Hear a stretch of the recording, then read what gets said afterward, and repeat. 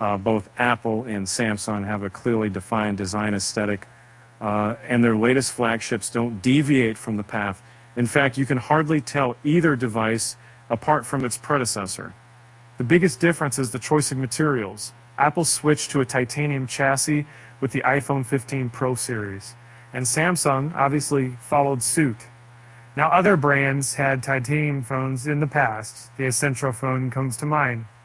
But no brand did it at the scale of Apple and now Samsung. And that move is moved to the moment. This move means both phones have a texture that's totally different to the steel-backed designs of years past. The natural titanium variant of the iPhone 15 Pro Max is wonderful to hold and use. And it has a dull luster that looks very understated and elegant at the same time. You can get the phone in blue, white options, but I think the natural titanium model is the way to go. We have done. Another big change this year is that the iPhone 15 Pro Max is significantly thinner and lighter, a side effect of going with titanium. So there's a full lighter than with the 14CA Max, and that difference is immediately noticeable when you start using the device. Samsung, meanwhile, hasn't done anything meaningful in this area, and even though it also uses a titanium chassis on the Galaxy S24 Ultra, the device is just one driven its predecessor. Of the two devices, the iPhone 15 Pro Max has the better in-hand feel. Even though I don't like devices with flat sides, the device has slight beveled edges to build this time. That makes a difference in daily use. The S24 Ultra is different in this area as well, with Samsung using a flatter panel than previous years. That said, there's still a little bit of air to the device, and considering the size and weight, it's unwieldy to hold and use. Weirdly enough, I prefer the iPhone 15 Pro Max. In this particular area, Samsung needs to do better with regards to weight distribution and the sheer size of the way S24 Ultra. And when you throw in a case, it easily crosses 260 grams.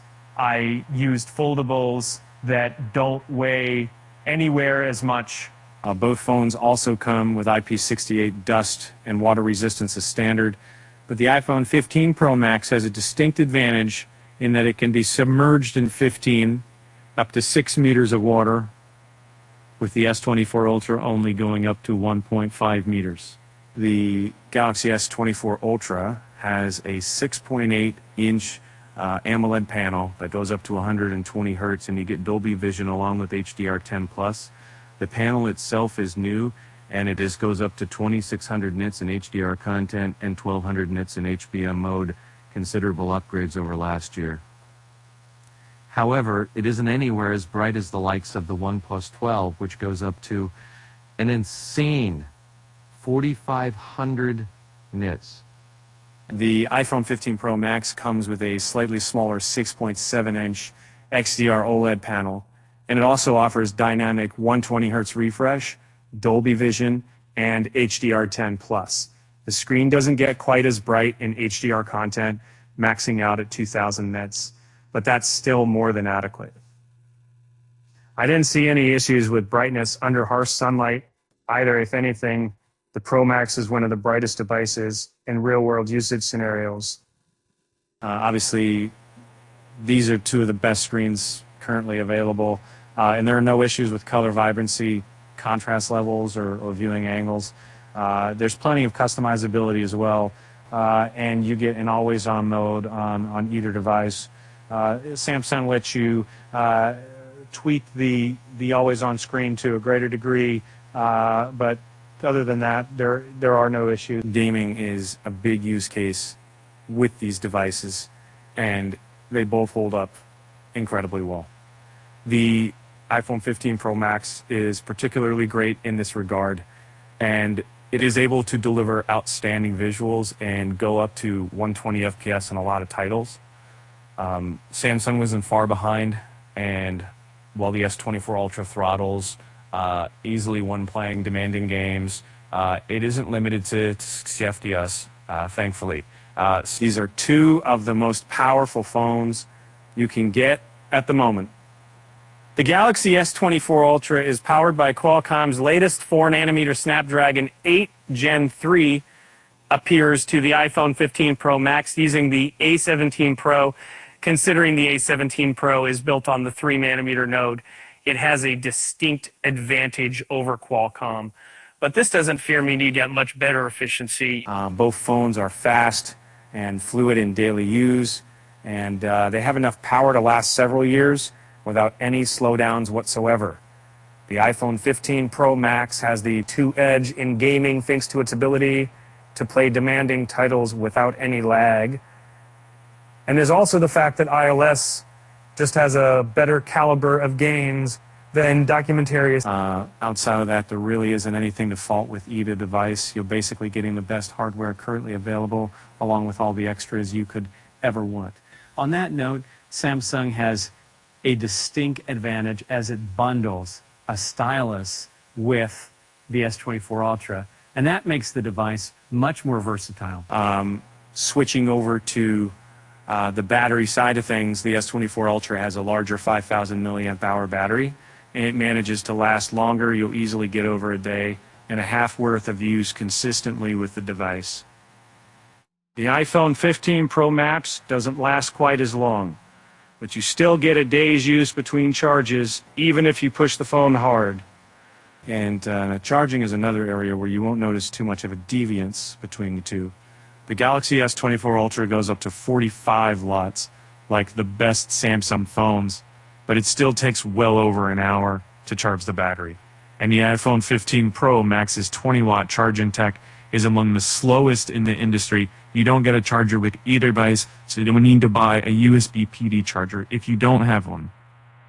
Cameras are a big part of what makes a high-end phone stand out, and S24 Ultra and iPhone 15 Pro Max have plenty to offer in this area. Samsung is reusing most of the same camera sensors as last year, and you get the same 200 megapixel camera at the back, same 12 megapixel wide angle, and same 10 megapixel zoom lens with 3x optical zoom. What's new is a 50 megapixel telephoto that goes up to 5x optical zoom that takes the place of the 10 megapixel 10x zoom lens of previous years.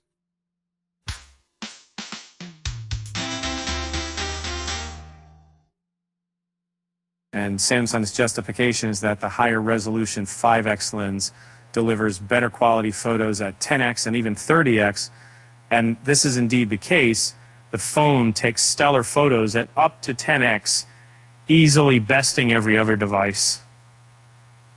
Coming to the iPhone, you get the same 48 megapixel camera at the back, as well as the same 12 megapixel webs.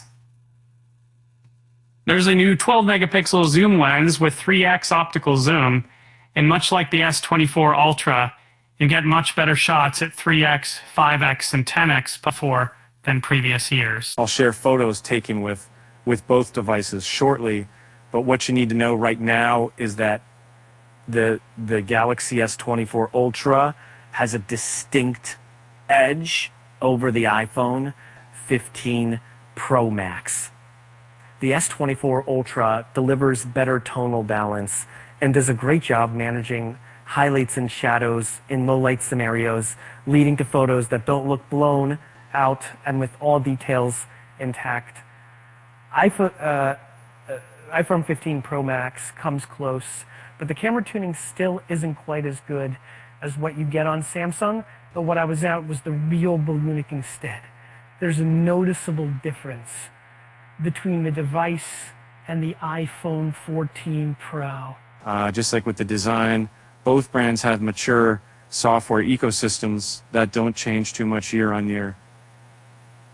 The Galaxy S24 Ultra runs One UI 6.1 out of the box, and it has a slate of new AI-focused features dubbed Galaxy AI. Some of it is legitimately useful. Circle the search makes it easy to look up something on Google. But with most of the features, you'll need to use Samsung's own utilities. That said, Samsung did a good job integrating these features into the S24, and they will be coming to older models shortly. The only downside of the AI features is that most of them will be locked behind a paywall at the end of 2025, so you'll need to pay a fee to use them after 2 years. That's annoying considering how much you're paying for the phone, and we'll have to wait and see how much Samsung charges for the Galaxy AI.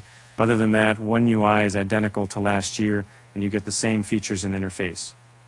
It looks modern and has a lot of customizability, but you'd also get a lot of bloatware out of the box, and Samsung continues to roll out ads for its devices. That hasn't changed in 2024.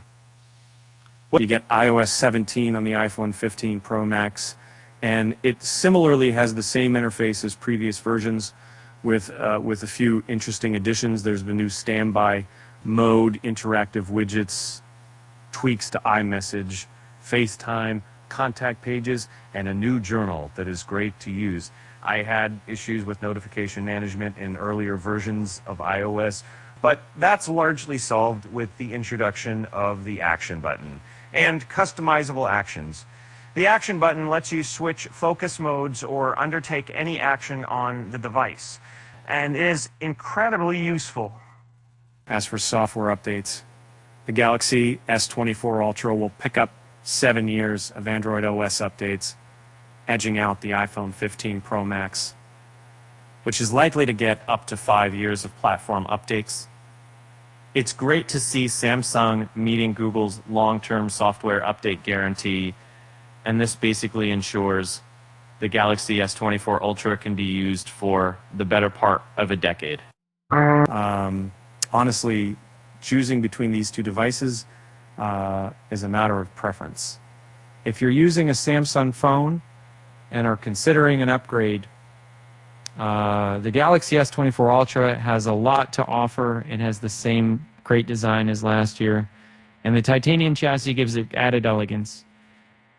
You get a terrific AMOLED screen, incredible hardware, and large battery that easily...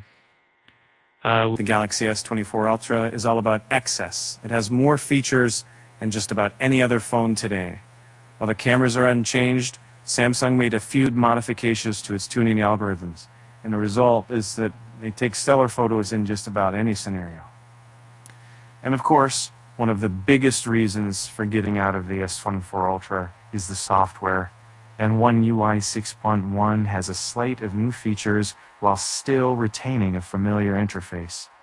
In a similar vein, the iPhone 15 Pro Max is the obvious recommendation if you already own iOS or are considering a switch. There's significantly less friction in switching between platforms these days. I use Google services predominantly, and they're just as great on iOS. The iPhone 15 Pro Max has its own set of advantages. The phone is lighter and thinner to use. The screen is outstanding. You get incredible performance, console quality games, the ability to charge over USB-C, and the battery lasts a day even with heavy use. The cameras are also better than previous years, but of the two, the S24 Ultra still has a slimmer edge, particularly in low light.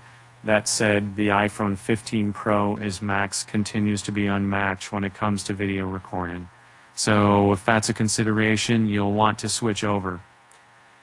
Thanks to the move to USB-C and DC offer the ability to find the model and the max and the model index and the